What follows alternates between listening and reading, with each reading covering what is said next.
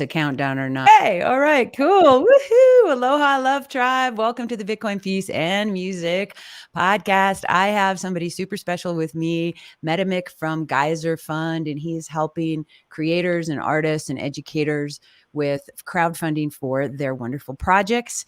And welcome. Let's rock and roll. Thanks for being here. Oh, thank you so much. It's a pleasure to be here.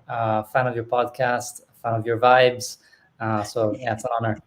Yay, awesome. So I started seeing what you guys were up to a little bit with Brad Mills, and I was like, oh, what is this crowdfunding? And then you guys kind of reached out and were just like, check out this heavy metal band that's doing Bitcoin stuff. You got to get them on your show. And I'm like, yeah. All right. So how did this all come about? Like, how did the Geyser platform come about? Yeah, good question. So Geyser starts off probably around summer of 2021 when I had been doing a lot of research into Lightning, and kind of understanding that there's so much happening on Lightning. There's so much that this is kind of the solution really to a lot of the scaling problems, and seeing that this brings Bitcoin from just a store of value, digital gold kind of asset to a usable tool, a protocol that makes it possible to use Bitcoin as a transactional layer of Bitcoin. And so realizing all that could be done, realizing all the development kits that were emerging, all the tooling that was going to emerging on Lightning, and how little existed already. That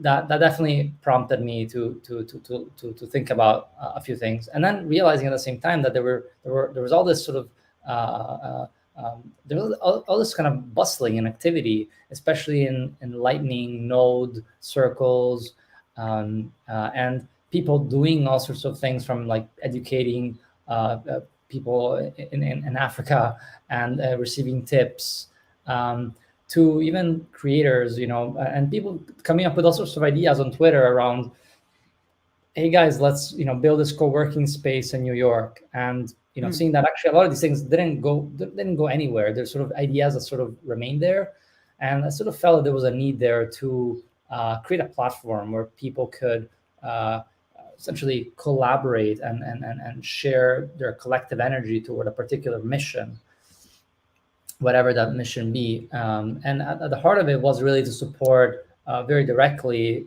people that are building and doing things on Bitcoin, and also to create a type of infrastructure that could allow them to scale their initiatives using this new all the new stuff being built on Lightning.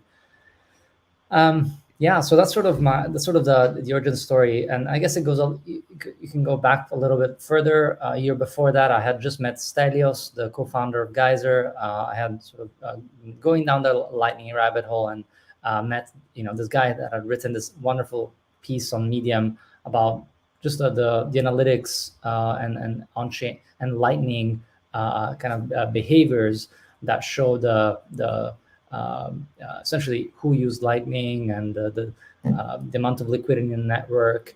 And so I reached out to Stelios. We had a chat. We became good friends. We kept that conversation going. And then after a year, I said, hey, I have this idea. I think this could be a good starting point to build something useful for the Lightning ecosystem, good for Bitcoin. And together we sort of started diving in, and that was when Geyser, the idea, was born. A few 6 months after that, we came out with our first pilot, and we are still actually in the pilot. We just kind of did some incremental improvements, added several different features like podcasts integrated in the crowdfund campaigns. We've added all sorts of sort of social features, from profiles to sending funds with GIFs, to also badges, to referrals, and all sorts of other things. While we are currently also building the creation flow in order to allow anyone to create their crowdfunding campaign directly, because currently you kind of have to go through us and we have to kind of curate it. But we want to get to the point that anyone can create a crowdfunding campaign in a permissionless way, and sort of get started. What we kind of realized that there were two things, right? So the Bitcoin ecosystem, there really isn't that much out there. There are platforms like Tallycoin, and which is obviously great. Love what DJ Booth is doing, but it is very much focused on the on-chain activity. And we really thought that the revolution here that can really 10x experience is Lightning. Lightning can allow us to just be interoperable with the rest of the Lightning network. Can allow us to do all sorts of crazy features that I can talk about later. And when you compare it to traditional crowdfunding, we kind of realize, oh my God, this crowdfunding space hasn't innovated in like 20 years. Mm. These crowdfunding platforms only work in like 30 countries, right? Oh, wow. If you look at Kickstarter, Indiegogo, they just operate like you can fund from any country in the world, but you cannot create a campaign from like Argentina or Egypt or Oh, India. wow. They're really, just because they're just based on these ancient financial like legacy financial tooling that is very very essentially just very old and has all these concepts of borders, and Bitcoin knows no borders. And so yeah, so then realizing how bad things were, how old style, we kind of said, well, I think what we need here is a platform for this new that is borderless. And when you think about who Bitcoiners are, right? Because we want to build for Bitcoiners. We want to build for Bitcoin people that are in the space, that are building and doing things for the growth of this ecosystem. And if you ask the question why, right? Why Bitcoiners? We think Bitcoiners are not just like a community. I think Bitcoiners are really the cultural innovation that Bitcoin makes possible. Yeah. And by that I mean, if you look at Kickstarter today, it's a bunch of nerds and geeks that are like Western based geeks that sort of come together and share this collective share this collective kind of identity around like board games and art and crafts and culture, right? Well, I think Bitcoiners are in a similar place. I think culture is important, and beyond the technology, but culture is what binds us together. What Bitcoin enables us to do is to create a transnational culture, shared belief systems, shared values, be it low time preference, be it the importance of self sovereignty, the importance of human privacy, and the dignity of having financial tooling that is accessible to all. So all these belief systems that Bitcoin elicits, I think, are encapsulated in the Bitcoin community. And by building for the Bitcoin community, we can tap into this new culture that exists online that we think will scale enormously in the future. We're betting really strongly on Bitcoin and Bitcoiners. Yeah, hopefully that answers a bit in a convoluted way. It does. It's wonderful. And, it's great to hear, because I didn't really understand that you couldn't do the crowdfunding in all the countries. That's a big deal, and I think about all the different artists and creators, musicians, educators, whoever, whatever kind of crowdfunding you're looking to do. It would be nice if there was something that was simple and ubiquitous, like Lightning and Bitcoin as the medium where people can receive funding for their projects, and I think it's great. I mean, this is super exciting. It hadn't really occurred to me that that's the state. So let's talk. How's everything going? Like, what's the stat? Like, I saw a few projects up there. I saw Anita Posh had something that's great. She's kicking butt with her fundraising. And so how does this, because obviously doing crowdfunding, is a way that a lot of people who are, let's say, I'm going to go write a book, or I'm going to go launch an album, or I have some kind of a thing that I want to produce, and you can have these cool tiers of, if you want to, donate $5, you get this. If you want to do $20, you get this. Those kinds of things. Is it set up similarly to that the creators or the educators can offer interesting tiers to for support? Yes, correct. So anyone on Geyser is a donation and reward based crowdfunding platform, meaning that if you're a funder, you can just donate funds, or you can donate them in exchange for a reward that the creator designs and selects, and decides. So, for example, I believe we have several projects at the moment on Geyser.fund. One of them is called Bitcoin Racing. It's, I think, raised around $1,500 at the moment. It's had 88 contributors, so 88 contributions. Sorry, and if you click Fund Project, you can see that you can receive a reward for your donation. So for $20, you can be part of the L Huddle Club and get listed on the website. You can get a T-shirt. You can watch the live races with the team in the arena. You can also be part of Bitcoin Racing Satoshi Club, which gets you your Twitter handle printed on the car. So like this is like the funny ways that we can play with reciprocity, right? The fact that you're not just you're not just giving, but you're also receiving something back, and we don't need to create an NFT for that. Maybe Right. maybe we will in the future. I'm just perhaps not. I don't know. But the idea is that there's so much that we can do to create a sense of reciprocity in the process through rewards. And just to highlight another point, like we think the beauty of crowdfunding is that it's incredibly simple, and it's basic. It's not a very complex financial tooling, but it's a what I call a financial primitive, meaning it's really at the bottom of the, like it's a primitive in the sense that it's a basic elemental, in that it's just people pooling their resources toward a particular cause or initiative. And if you think about it, we've been doing this since forever. Like, we think of Kickstarter today, or we think about some other platforms on other crypto platforms, and everyone's like, "Oh, you copied crowdfunding." Guys, crowdfunding has existed for thousands, or maybe even tens of thousands of years. No Yeah. one's invented anything.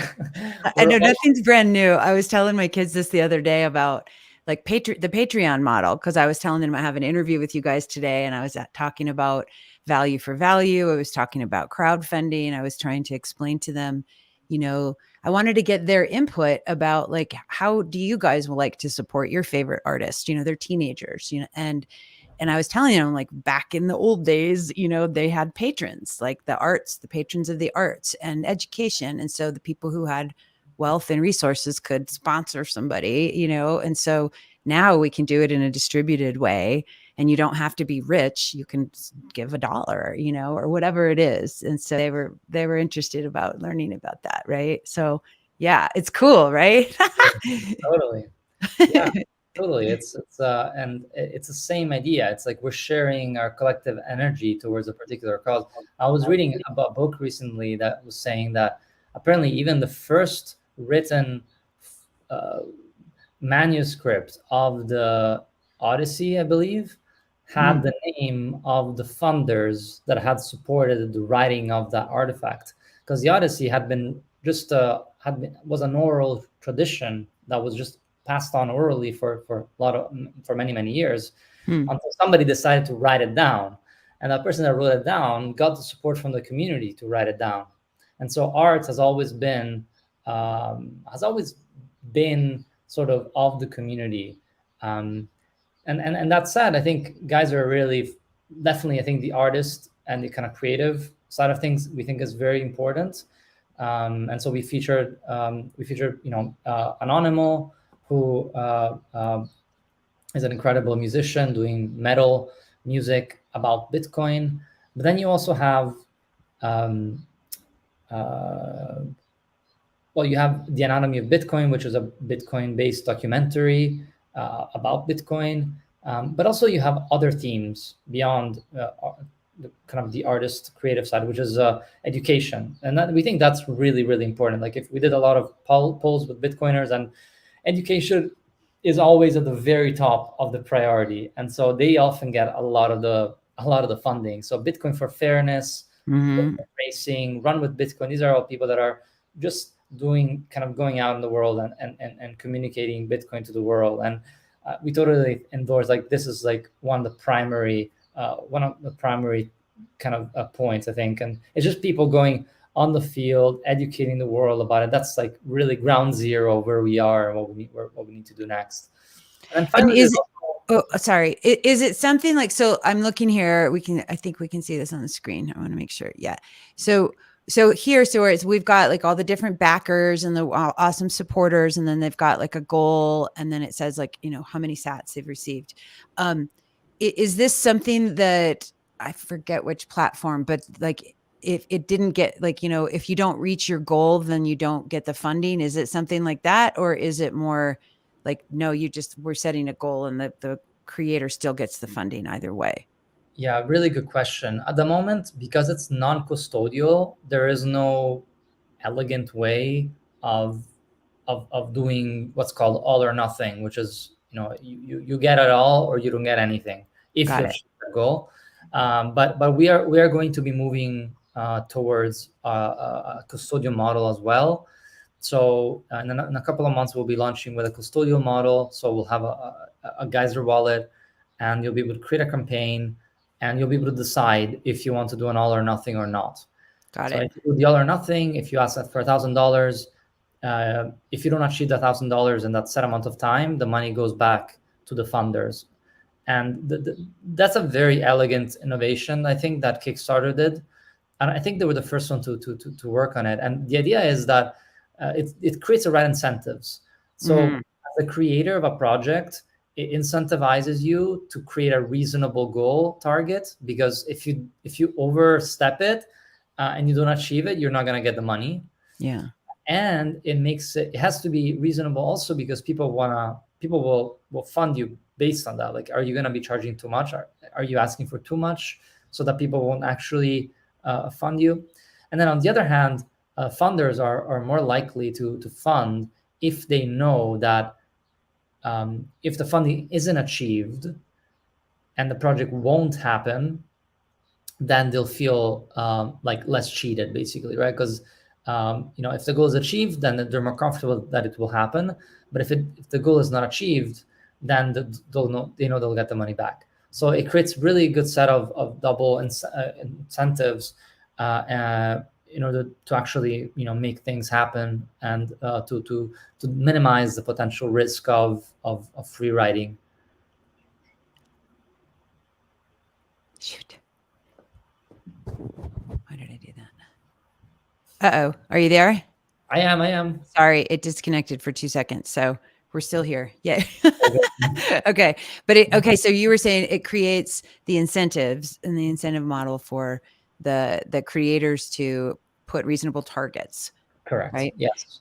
Yeah. And I also think in terms of, you know, as somebody who wants to donate and share resources with creators or educators, it's like it'll give us more incentive possibly to promote and share, to get other people to participate and say, look, we got to reach this goal before we can get to this thing, and we really do want to see this project succeed, right? And so obviously with any kind of project, whether you're bootstrapping or doing VCs or any other kind of like ways that you're generating revenue, you have to have reasonable targets and expectations, and demonstrate that you're going to use the money well, and I think and it's an important thing to put in there. um this is so cool. And so, okay, so how, um because this is obviously a certain type of a model, right? And so this type of crowdfunding versus, I started looking into Mash and Alby, like Get Alby and Get Mash, and so they're a little bit more different, the way that the value for value, supporting the content, supporting the creators operate.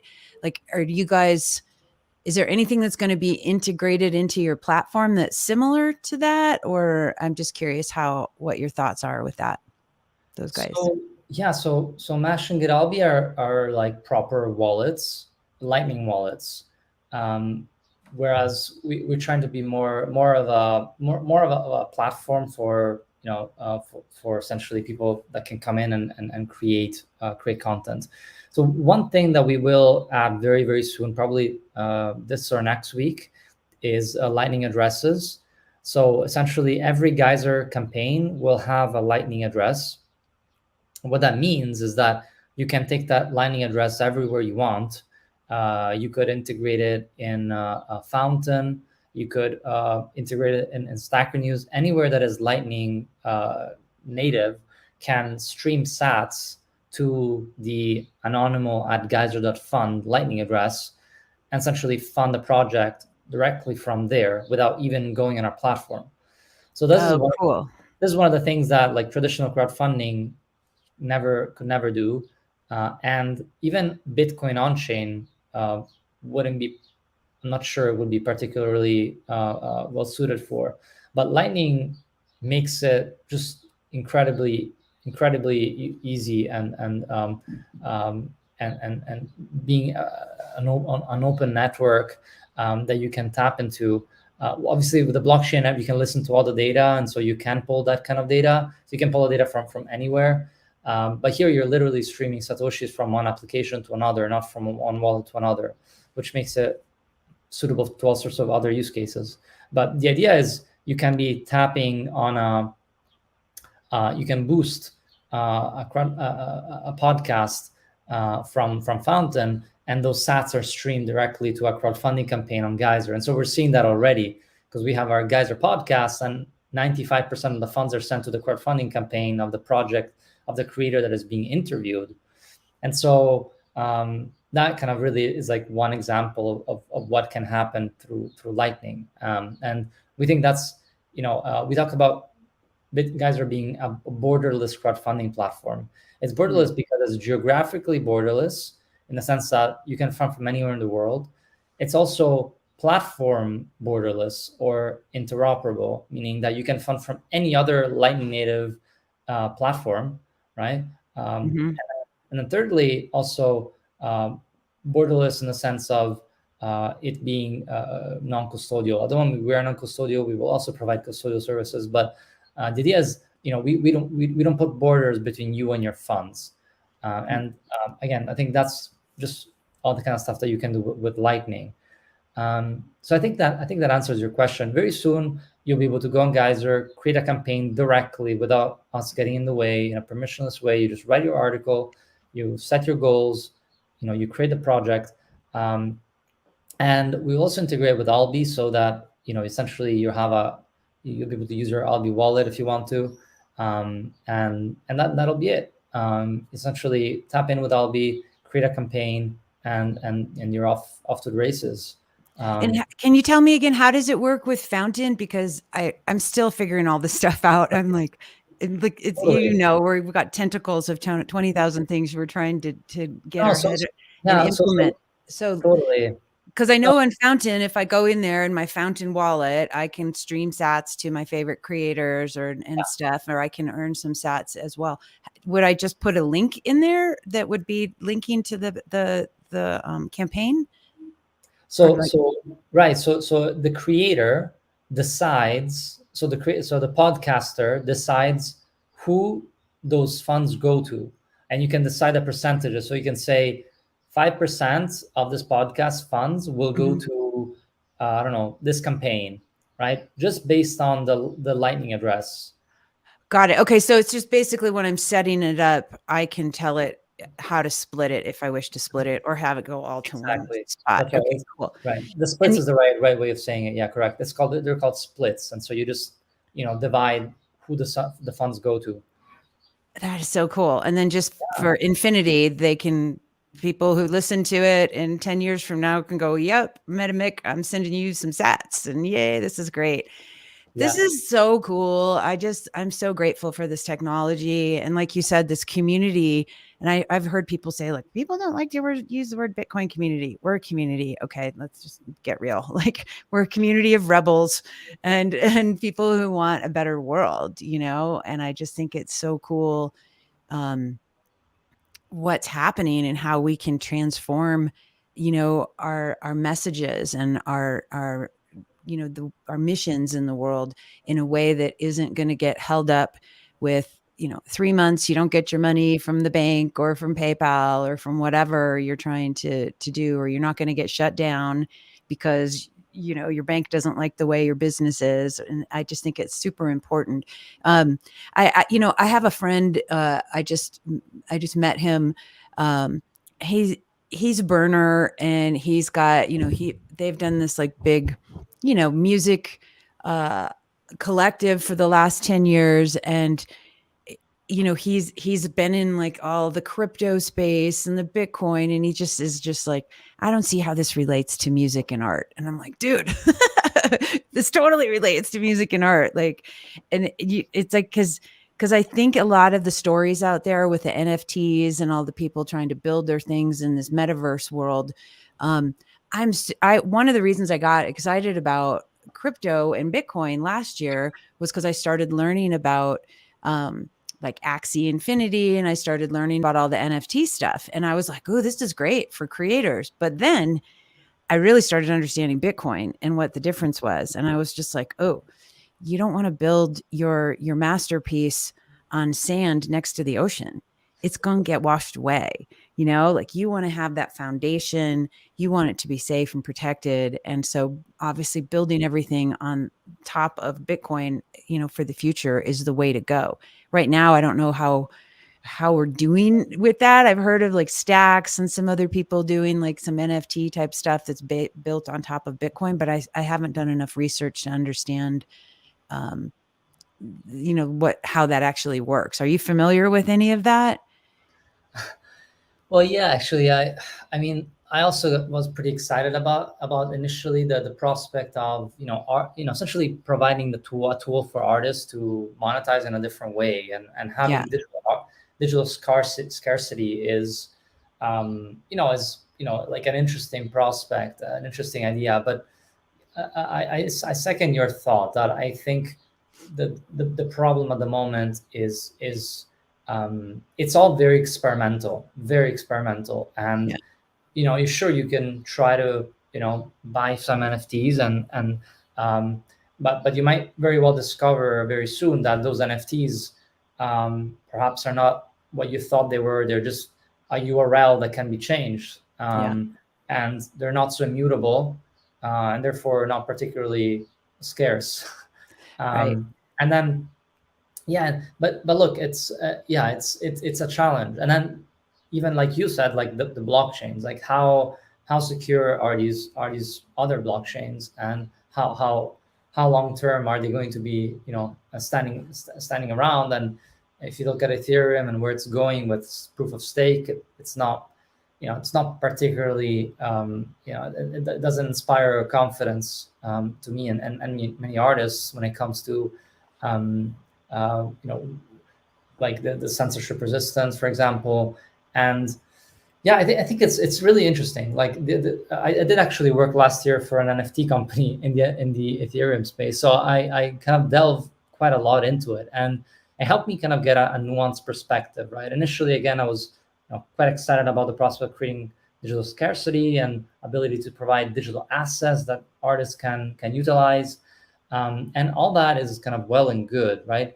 Um, but I think you get to the point, and I think we've seen that is that we got to the point that it was just like technically like Ethereum just wasn't there anymore because artists were paying $100 just to Yeah, transfer a good or to mint a piece of art, yeah, and that to me was just alarm whistles came up, and people were saying, oh, but that's a good thing because you know what, that means that people want to use it. Well, yes, people want to use it and they can't use it anymore. And so what solutions do we have? And so Ethereum has these secondary layer solutions like Polygon that are essentially tokens on top of tokens. And they're using the same EVM, Ethereum virtual machine. But there are blockchains on top of blockchains that also, guess what, are not scalable. mm, So we even have $2 transactions on Polygon. So what are we gonna do when we have the entire world on Polygon? Like it's not gonna work. And Polygon breaks down every so often, and Polygon is not interoperable with this other secondary layer Ethereum tool. So it's like, what are we doing here, guys? Like, how we are we thinking about this trade? And this is when I looked a lot about, a lot at Lightning, and just understanding that this is it. Like, this is it. This is how Bitcoin wins. This is how you create a viable second layer solution that looks long term, where the Bitcoin, where the secondary layer is not it's not a second blockchain. It's just a locked in smart contract of the bearer instrument of Bitcoin. And so that's how you create a secondary layer. And yeah, I mean, there's issues here and there, but overall, it's an incredibly solid foundation that we want to be building on. And so, right, so if you take away all those technical questions, you still have to get to how do you solve the NFT technical question per se. So, like, how do you create NFTs that are, technically sound, that cannot be altered? That's important. And I don't know what the solution to that is. Yeah.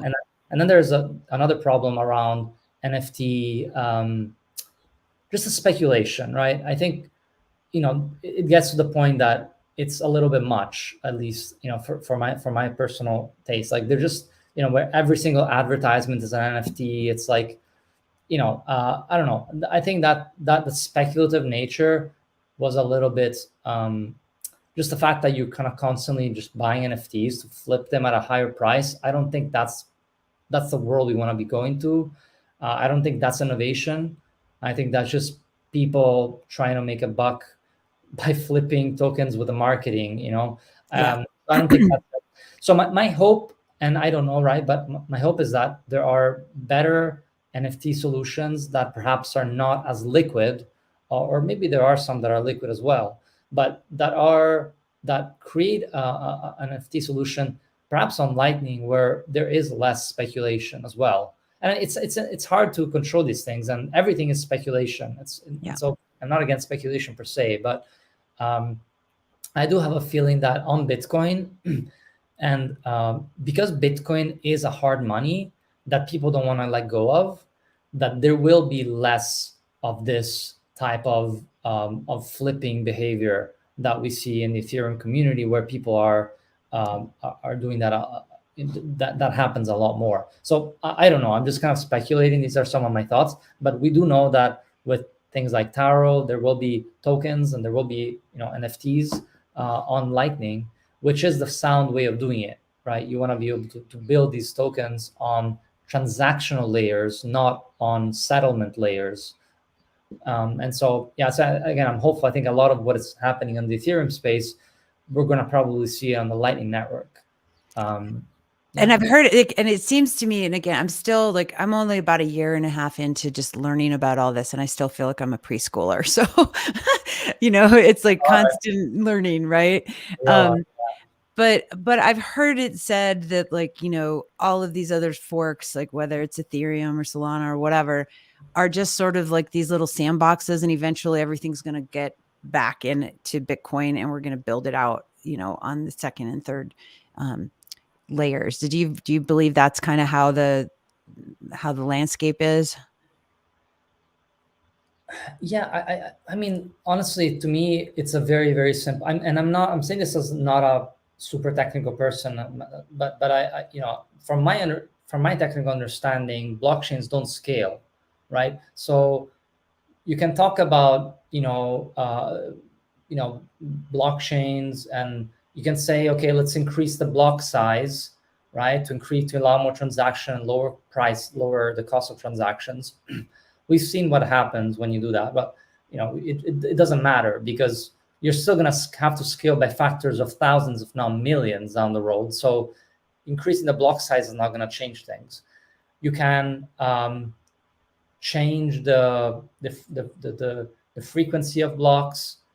You would have terabytes of data on your more than terabytes of data on your node, and you don't want that, because you want to be able to store not sure how familiar you are with this kind of concept, right? But you need, like, the idea of Bitcoin is just ultimate decentralization, right? Right. You want tens of thousands of people to be running a Bitcoin node so that this thing lasts, so that there is no central point of failure, right?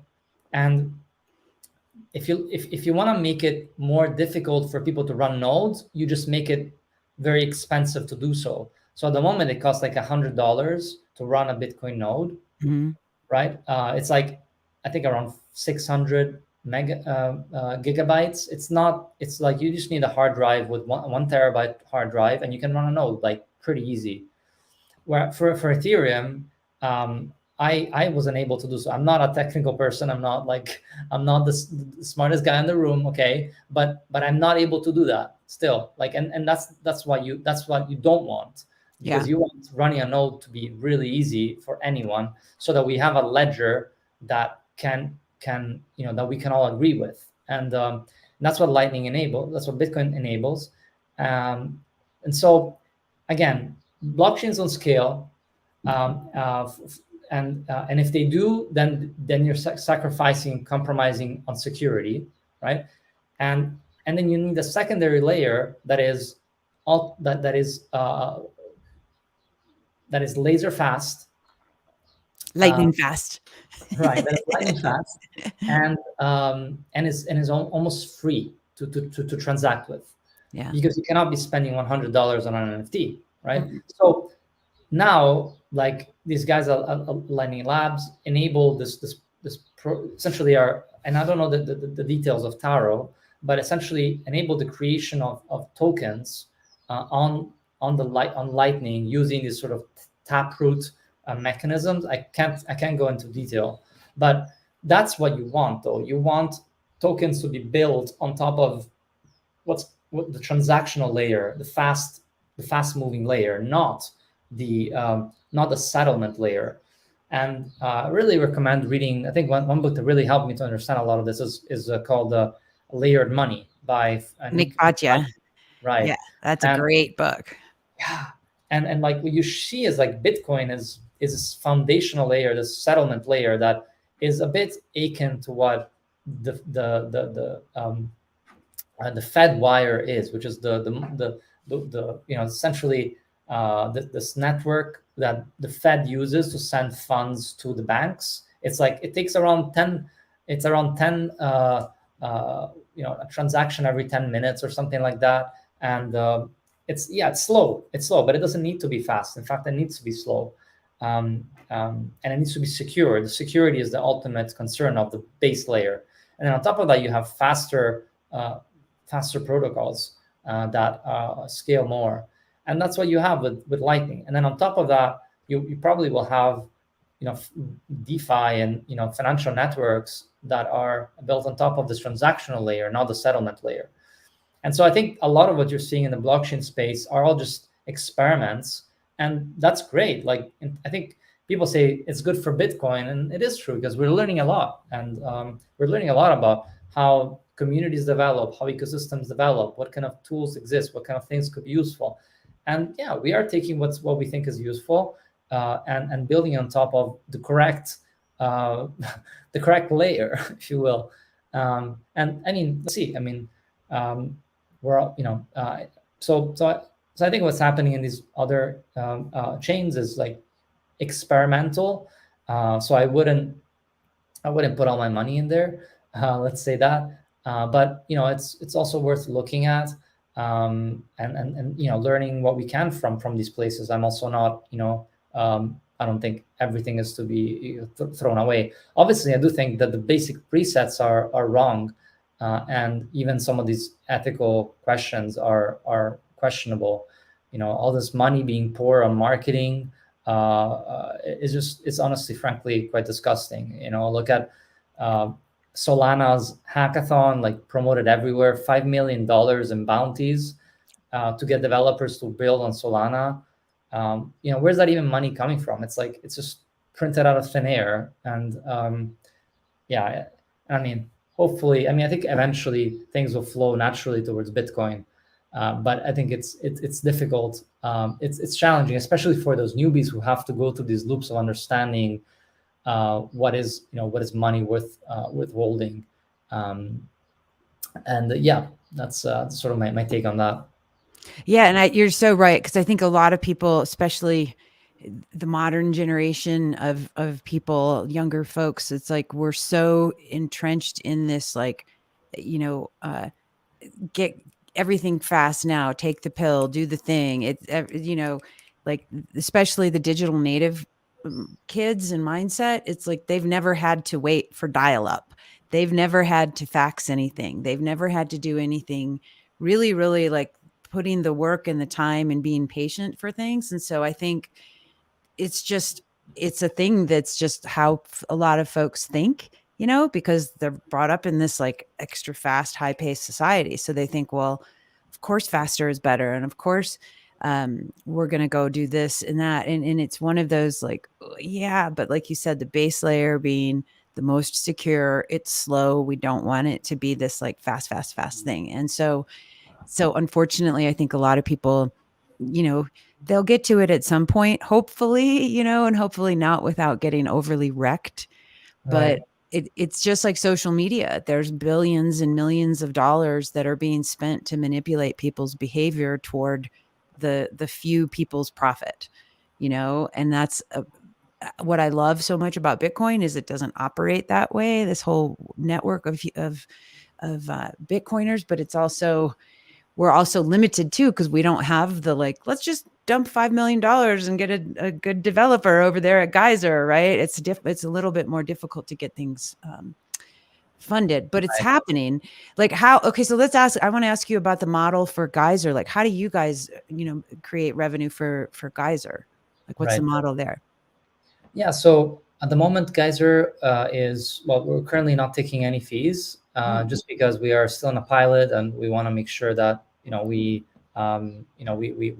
keep on, like, we get what we get back is a lot of user feedback, a lot of great feedback from our users. So that's really what matters most. And then at some point, we'll probably start charging a percentage, Mhm.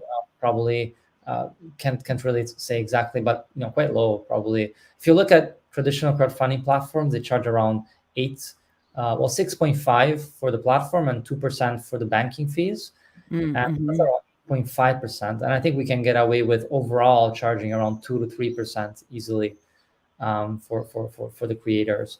Um, and yeah, so I think that's sort of what our model will be. But I wanted to go back to one point, which I think is super interesting. So if you look at the ecosystem in the last 4 years, how it has developed. So 4 years ago, we were in 2018. Mhm. We were just outside of the bubble, and the paper on Lightning had come out like 2 years before, or yeah, even less than that. And Bitcoin was like just out of this like really hard war around the fork wars, the Mhm. blockchain Block size wars. wars. Uh-huh. Um, and people are like, fucking Bitcoiners, like super traditional, super conservative, don't want to innovate anything, blah, blah, blah, right? And so that led a lot of people to move away from, Bitcoin Core won like hands down, right? But a lot of people moved away from Bitcoin because, and a lot of people say like it looks like just like a digital rock that you just want to hold and it's boring, you don't do anything. So a lot of people moved to Ethereum, and Ethereum, really grew a lot, has been growing a lot in the last 4 years, and that's because of especially two platforms that I think are so important. One is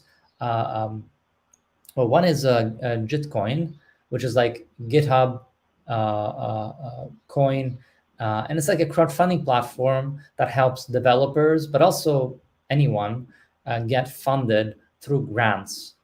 All right, and that was like like incredible tool that enables so much innovation. So they were taking a big chunk of the money from the Ethereum Foundation, which is the nonprofit, that um, probably decides the issuance of Ethereum, and so they probably took some of the money that comes out of the spigot into Gitcoin, to promote Ethereum builders, developers, and and that really like yeah, that really accelerated like the growth of the ecosystem incredibly, to the point that there are, I think, definitely more Ethereum developers building on Ethereum than there are Bitcoin developers or just people building on Bitcoin products.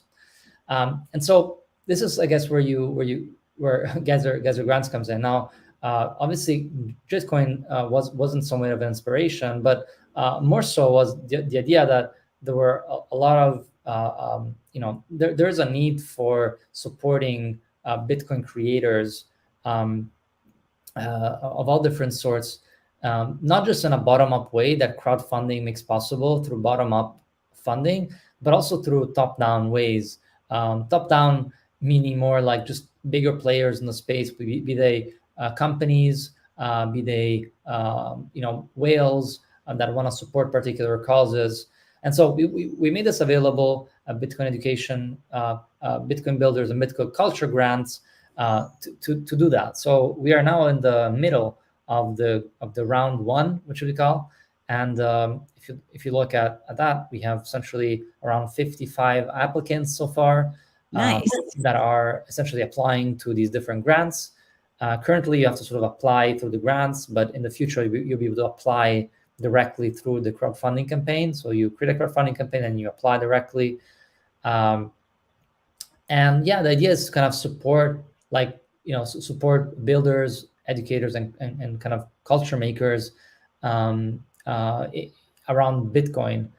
And so, yeah, so I think if you look at like what's really interesting, going back to art, is that if you look at a lot of the NFTs and in the Ethereum space, and a lot of the art being made is quite like technology agnostic. It's like just people making beautiful things, and sometimes those things have meaning. I think art probably always has some meaning to some extent, Hmm. but if you look at Bitcoin art, it's a little bit different. Like a lot of Bitcoin art is about how fucking revolutionary this thing is. Like Yeah. Anonymous lyrics are all about, we are in power, we are back in power, um, we're in control. Bitcoin is in some way taking off the chains of our slavery. um, uh, and then if you look at the anatomy of Bitcoin, it's all about the representation of this crazy Bitcoin blockchain. And we have many other creatives that we haven't put up on Geyser yet. We have a waiting list of like 60 projects. But Whoa. yeah, we're still well, because it's all manual, it's hard to put them up so far, but we're trying to put 1 or 2 projects per week. But there are a lot of creators that are doing some really interesting things. And again, what's interesting is that Bitcoin is telling us a story. Like Bitcoin is what's the revolution here. This is something completely novel in the history of civilization. This has to do with, not just with technology. This has to do with human, like, I guess you could say, dignity and ethics and morals. This is like an entire new way of structuring civilization. Like this is big. What else do you want to be writing about? Or like, like the bored apes, or the like just glittery like eye candy. uh, like, look at what we've got here. Like we've got and this is why I love the Bitcoin space so much, and I Yeah. think it's going to ultimately win, is because everyone who is in it is really in it because there is something here. Like they know it. And I've spoken to so many artists that are like Bitcoin only artists that are doing things because they've been empowered by Bitcoin so much, and they see how big of a deal this is. And it's not the same. You don't see the same, Ethereum artists making art about how good Ethereum is. Like, you don't, a lot of the artists in Ethereum are just tech agnostic guys that just want a way to make money. Fair enough. But the artists on Bitcoin, I think, are the ones that are going to last. I think the artists on Bitcoin are the ones who understand the world we live in and are telling the story that needs to be told, and that needs to be told and retold, and that will last. Because if you look at the Renaissance, you had Michelangelo, and he was telling a story that was back then told by the Pope. The Pope was saying, paint this, right? And he painted it, and it stayed, right? Because it was topical and relevant at the time. What's topical and relevant today? I think in the long term, Bitcoin is going to be what's topical and relevant. Everything else is unlikely going to stay. So as an artist, you really like, yeah, I think that's what's going to stay. You have to understand why this is important, the why. Yeah, exactly. And I think, you brought it up with the Renaissance, and it's like we're obviously in a Renaissance right now. And I could obviously have started a show just called Bitcoin for Peace, right? Or I could have just had a music show, or I could have had a, Peace, Love, and Granola meditation show. The reason why I chose these three containers and how they intersect, is to me like music, as you said, music and art, they tell stories, and humans learn things through stories. Most of us, that's where we get a lot of our wisdom from, is through storytelling. Sure, we get it from pie charts and graphs and things like that, but if we're shown in a way that we resonate with, whether it's through classical music or classical art, or if it's through psychedelic stuff and rock and roll, it's kind of like the story is the story is the story. The truth is the truth is the truth. It's just, it gets painted with these different palettes, whether it's again through sound, whether it's through something that we see, whether it's through something that we experience. And so this story of Bitcoin, the story of humanity, the story of hope for the future and fairness for everybody, is so important to tell. And there's how many billions of us, that all have different lenses that we look at the world through. Um, it's critical that we support the artists and the musicians and the creators and the educators, so that they can share the story and the power and the actionability of how Bitcoin can help them and their communities and their families, create security and sovereignty and a fair way of living, and a more peaceful and just planet. And so I love what you guys are doing. I think it's so important. And I want to ask you about, a little bit back, you were mentioning about observing in the other, uh, looking at all the other blockchains and stuff. And so we're just kind of looking at like, how are communities actually formed, right? How are certain communities ignited? How are they united? And how are they sustainable, right? And so I think I'd be curious to hear about, because I think about different artists and creators who have fan clubs, right? You think about the Grateful Dead, you think about, whoever that, like the Grateful Dead, they didn't have the marketing team that said, okay, Deadheads, go become Deadheads and go make Deadhead art and go follow us in the parking lots and have all this stuff. Like the Dead didn't have that. It was the fans, because they were like, this is our family. This is our tribe. Oh, I have goosebumps because I'm a total Deadhead. um, and, so it was the supporters of the storytellers, and they got to go express themselves through music and art and everything. And so with NFTs, with fractional ownership of things. So I'm just curious. So let's say for Anonymal, for example, he's raising some cash, or some Bitcoin for their album.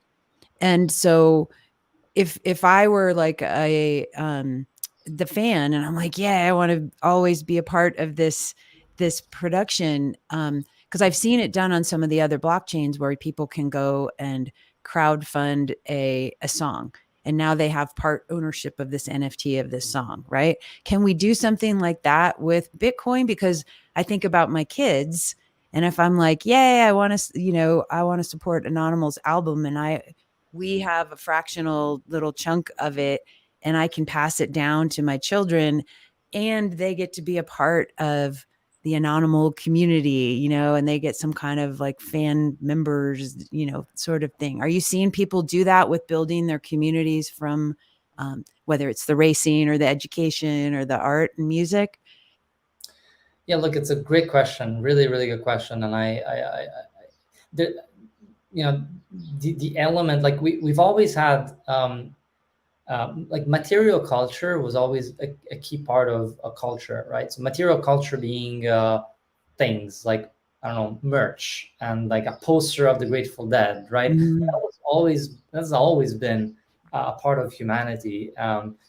Material culture is what brings us back to a particular place and time, what connects us to an idea, a people, a community. So that's not going away. And actually, I think that's what digital assets, make possible. The question that I have in my mind that I haven't resolved yet is, do we need this digital poster, for example, to fluctuate in value by factors of 10,000%? Like, do you need this digital poster to become valuable at, you know, um, from $1 to $1,000? Like, is that a property you want from that, or does it have to just be um, like an asset that you have? I don't know. I haven't resolved this myself, but Mhm. and maybe that's just because value at the end is subjective, right? Mhm. So perhaps you can sell it for 10,000 times more than what you got it, but you personally subjectively value it, higher than that, and so you would not sell it. Um, so yeah, I haven't resolved that question myself, to be honest, because it's hard to, and this is where I'm not sure about these communities, right? Because there is meaning in these communities, right? There is meaning, there is culture, there is belonging. But to what extent does that sort of just become like an in-group, out-group kind of a thing where all of a sudden the price is so high that you're like, oh my god, like I really want to be part of this in group and I can't because of that. Like, in some way, I guess it's not gonna go away. It's not gonna go away.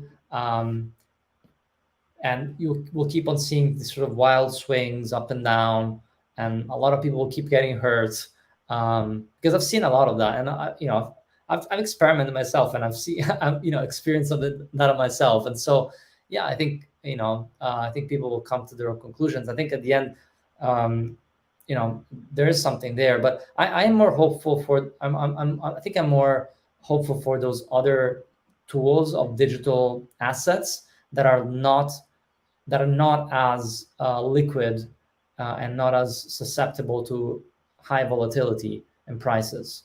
Um, and I think actually the Ethereum space does have something interesting to this extent called POAPs, POAPs, which are essentially like a proof of attendance tokens. Mm. And essentially, you get a token that's not tied to a particular value. I believe you probably could sell it actually, but I think that's interesting. And I believe stuff on this is being built on with Taro, and I think synonyms slash tags are going to be incorporating these types of things as well. I think they're calling them hamburger tokens. Like the idea is that if you're a McDonald's, you can give out not NFTs, but a digital type of voucher called a hamburger token. So it's like you give out hamburger tokens, you can redeem one hamburger token for a hamburger. And that's as simple as that. You just give a digital uh, asset worth one particular item. So in this case, Anonymous can give out Anonymous tokens, and each token is worth, I don't know, like a trip to a concert or something like that. But it's not like tied to it's not just a liquid thing that people then ascribe value to it.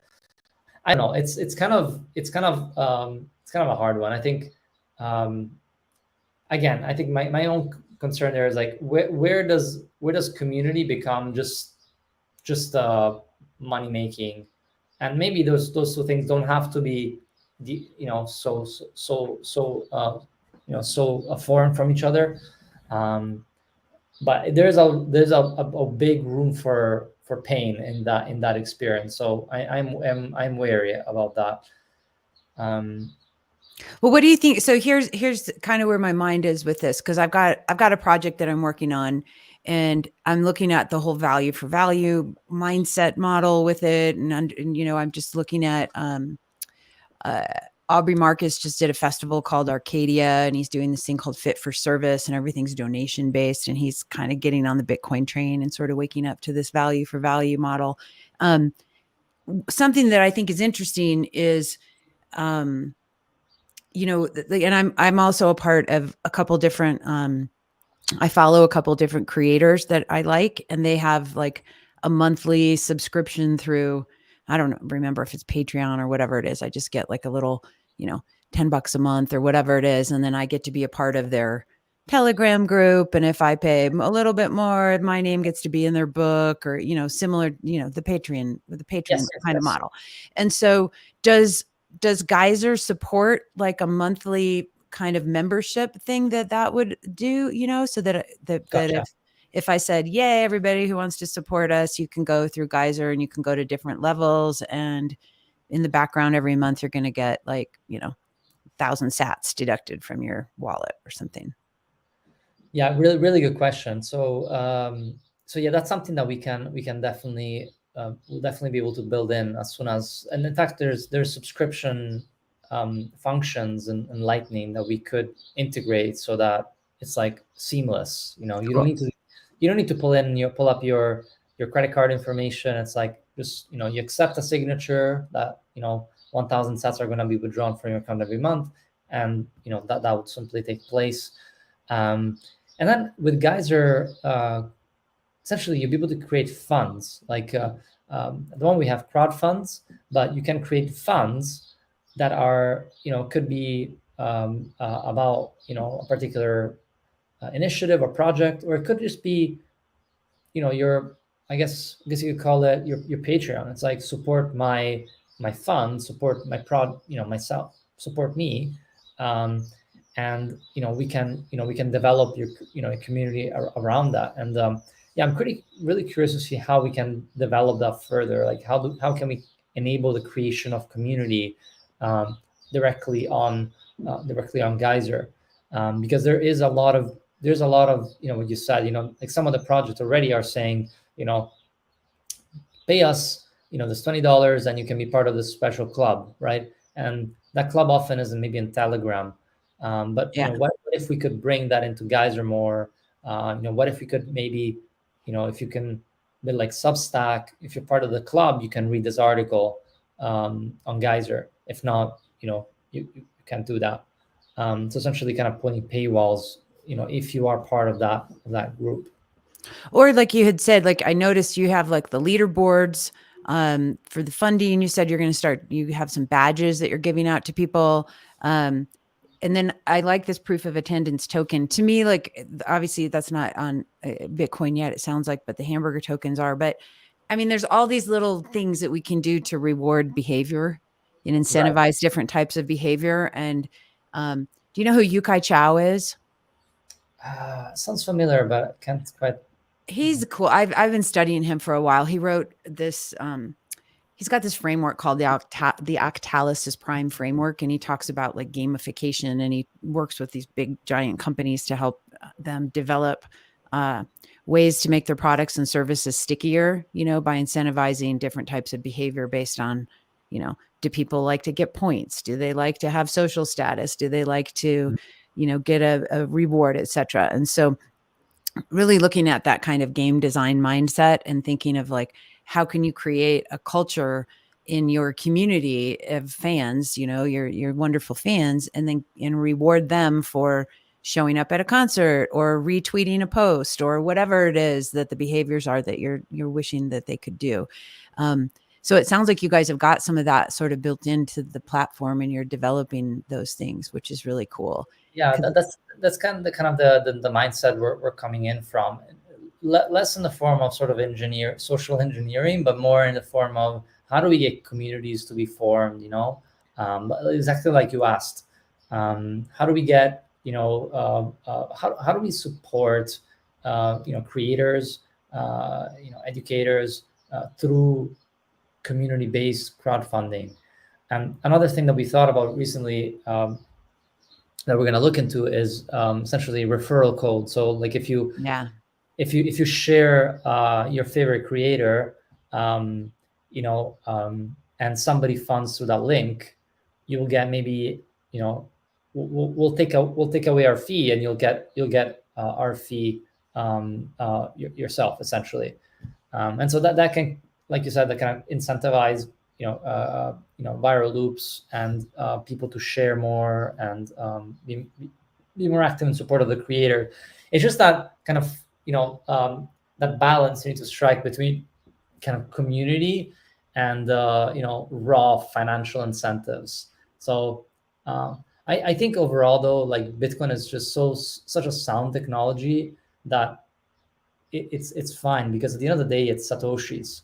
What I really don't like about what happens in the Ethereum space is more that a lot of these tokens have no cap, right? So they'll say, like, let's do an airdrop, of like 100 tokens, right?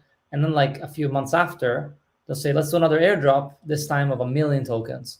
So Yeah. everyone who spent their time 6 months ago on that event is being completely diluted Right. from the new issuance of 1 million tokens, which, is something that you cannot do with Bitcoin. If you're giving away sats, it's actually the opposite. You're giving away something that appreciates in value every time. And so that's why I think Bitcoin really works bottom up, and it's a bottom up technology. And even though you see it slow now with microtransaction, it sort of creeps up on you, and it starts slow.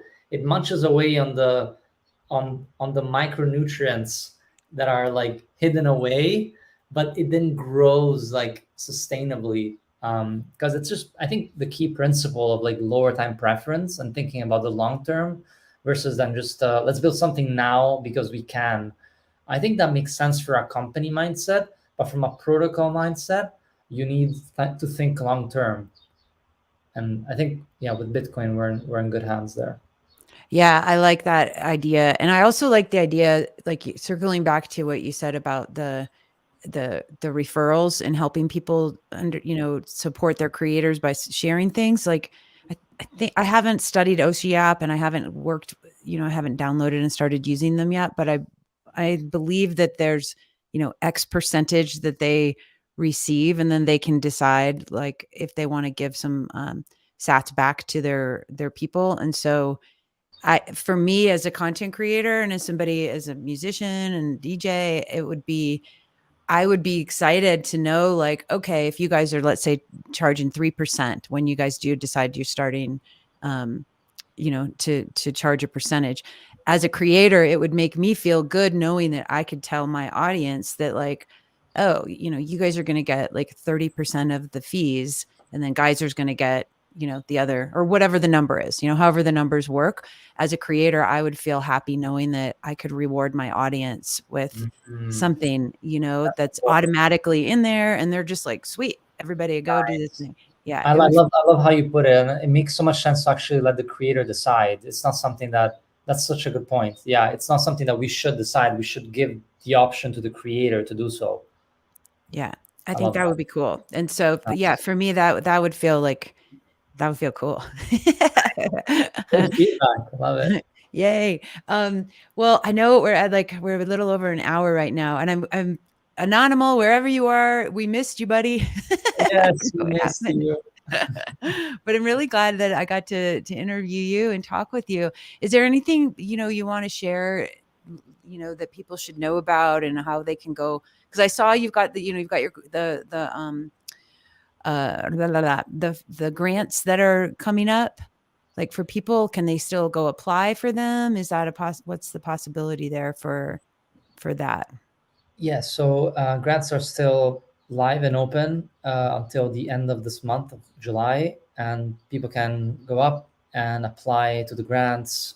And there's Bitcoin education, Bitcoin culture, and Bitcoin builders. And if you think you fit any one of these descriptions, and you can go in more details and look at what they are.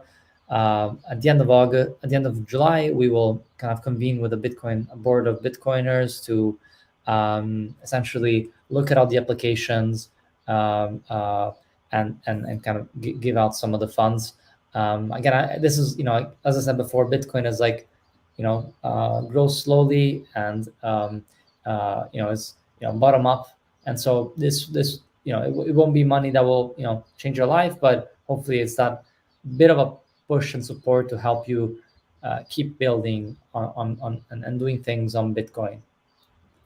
Yeah, it's super important. For those of you just listening on the podcast, you could definitely go to geyser.fund, geyser.fund, and you can go check out the grants page. You can look at the campaigns that are happening. You can go support all these wonderful Bitcoiners out there and check out what the project is all about. It's really important. This is important work. I mean, we need to have funding, obviously, to do all of these good things, and let's do it using the Lightning Network and Bitcoin instead. You know, it's so cool. Um, awesome, awesome, awesome. So, any other words of wisdom and goodness for our wonderful artists and listeners and Bitcoiners out there in the world, Metamic? Look, it's been an absolute pleasure. Such yeah, such good vibes here. It's a pleasure to meet you, and yeah, I enjoyed that conversation. I think, yeah, I really think there's so much space for Bitcoin art, especially. Um, it's kind of a hard one because as an artist, you're taught you have to sort of um, really focus on your feelings, and often taught to not look at the technology. Actually, we were born in a culture that said technology is bad and evil, right? From the Matrix to Black Mirror to um, what was this recent one, like the social media sort of, like, but actually we live in a new paradigm where technology, it can save us, can Yeah, literally save us, and can empower us so tremendously. And so this is an opportunity for us to just rewire our brains, and rediscover that actually a lot of the things we thought to be true are very, very far away from that. And Bitcoin, I believe, is, as many have called it, the truth machine. It's this sort of unchanging, unchangeable, solid foundation, that is backed by this gigantic wall of electricity that is just unchanging and unstoppable, and is the most secure, like, uh, asset we can trust our life on. And as I believe, Bitcoin will. It's, many people also say, Bitcoin is just a tool to make our life, to allow us to live our life and not think about money. But at the same time, I think Bitcoin is something so much deeper. Like, Bitcoin is a new game.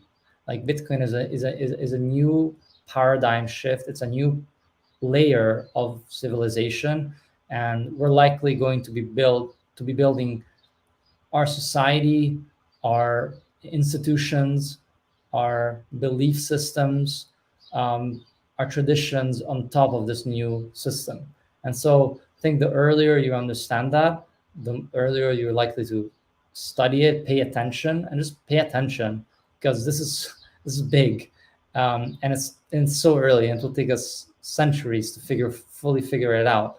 yeah. But we need artists. We need people that are not technical. We need people that think in different ways, to join forces and help explain this to the world, because it's going to be something that will make everyone better off.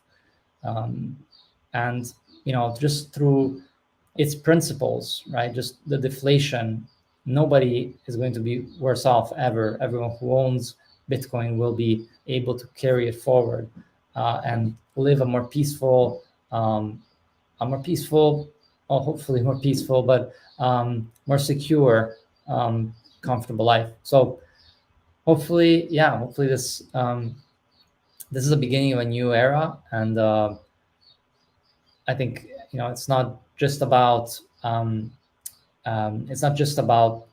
finance or money. It's so much more, and so it requires all of our minds, all of our attentions, to help us figure it out. Yeah, it does. I mean, and I love what you just said. It's it's a 24/7 thing for all of us, and it's like we do all.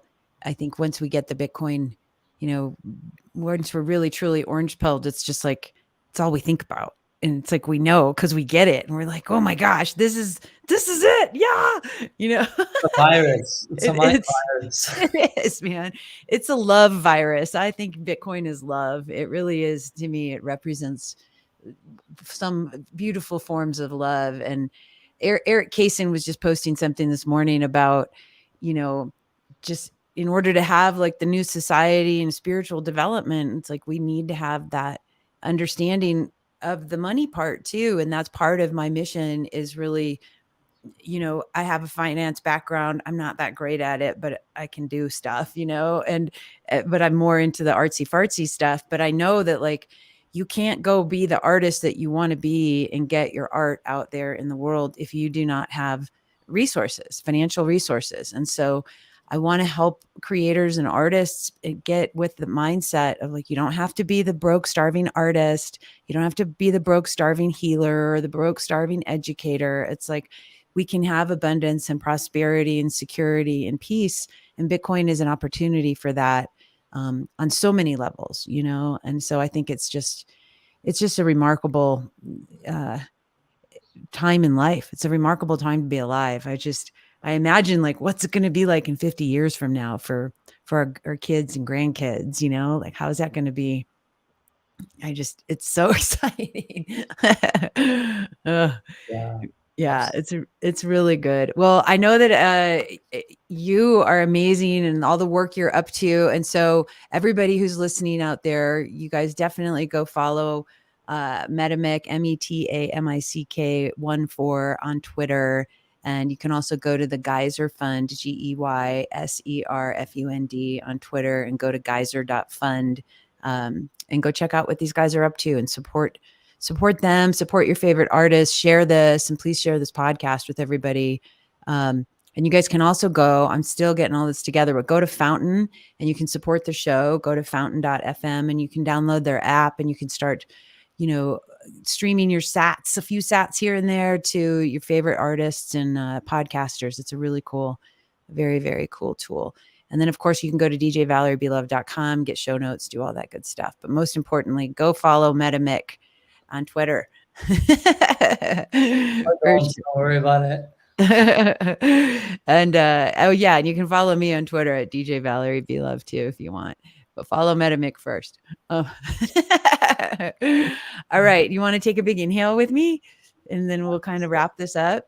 We'll do an inhale. I like doing inhales with our audience because it's always that time to remember of like, oh yeah, I can be present and have a moment of power and reset myself, So let's inhale together. And exhale, peace out to the world. Yay. I'm so grateful for you, Metamick, for being here and being a beautiful guest and all the work you're doing with Geyser and helping artists and creators and educators get their work out there. So really, really appreciate you and all the work you're up to. Thank you. Appreciate you, Valerie. Thank you so much. It was a Yeah, pleasure. totally. All right, cool. And then we'll do, you guys. So this is, if you're listening to this, you're either watching this recording or podcast. We're going to be doing we'll do a Twitter Spaces, and we can open up some Q&A. And maybe we can get a couple other folks from Geyser if you want to come and do some Q&A. That would be fun.